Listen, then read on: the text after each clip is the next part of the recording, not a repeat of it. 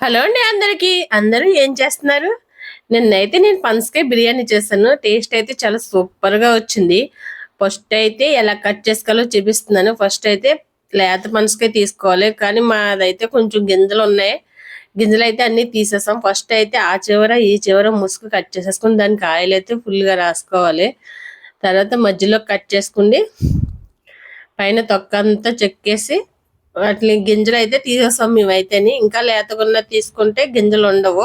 ఇది కొంచెం ముదిరింది. గింజలున్నాయి. కానీ వాటిని గింజలను కూడా తీసేస్తాం. అలా మొత్తం కట్ చేసేసుకున్న తొక్క పై వరుస కూడా అదంతా మొత్తం తీసేయాలి. తీసేసిన తర్వాత మొత్తం పనసకాయని చిన్న చిన్న ముక్కల కింద కట్ చేసేసాం.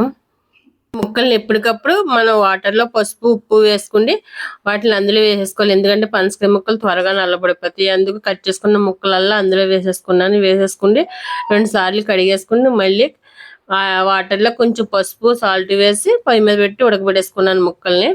కుక్కర్ పెట్టుకొని ఆయిలు, నెయ్యి వేసుకొని పలావ్ సామాను అంతా వేసేసుకున్నాను. వేసేసి తర్వాత ఆనియన్స్, పచ్చిమిర్చి కూడా వేసి వేగనిచ్చి బాగా అల్లం వెల్లుల్లి పేస్ట్ వేసాను. వేసిన తర్వాత దాన్ని కూడా పచ్చివాసన పోయేంత వరకు వేయించుకున్నాను. వేయించుకున్న తర్వాత పనసకాయ ముక్కలు ఉడకబెట్టిన ముక్కలు తీసుకొచ్చి ఇందులో వేసేసి బాగా మగ్గనిచ్చి ఒక స్పూను కారం, అలాగే తగినంత సాల్టు, అలాగే గరం మసాలా కూడా వేసుకుని ఈ ముక్కలకి బాగా ఈ మసాలా అంతా పెట్టేంత వరకు వేయించుకున్నాను. వేయించుకున్న తర్వాత 2 గరిటెలు అయితే పెరుగు తీసుకుని పెరుగుని కూడా వేసి కాసేపు మగ్గనిచ్చాను బాగా.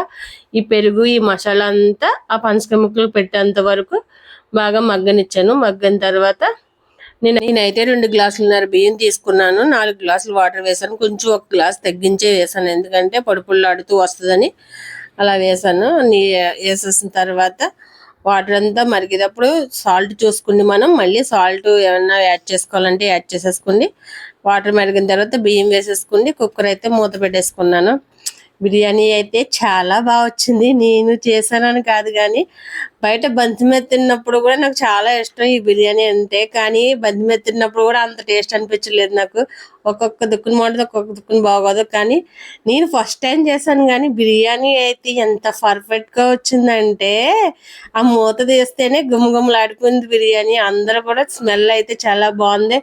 అరోమా చూడడానికి కూడా చాలా బాగుంది కలరు. అలాగే తినడానికి కూడా టేస్ట్ అయితే భలే ఉంది. ముక్క కూడా భలే స్మూత్గా భలే టేస్టీగా అనిపించింది. నాకు చాలా బాగా వచ్చింది బిర్యానీ. మన ఆడవాళ్ళు తెలుసుకోవాలి కానీ ఏదైనా వండగలరు, ఏదైనా సాధించగలరు కదా. నేను పనసకాయ బిర్యానీ చేయాలంటే చాలా పని ఉంటుందేమో అనుకున్నాను.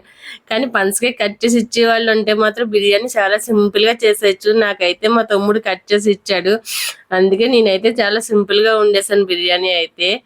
Thank you for watching. Like చేయండి, షేర్ చేయండి, సబ్స్క్రైబ్ చేయండి, అలాగే లైక్ కూడా కొట్టండి.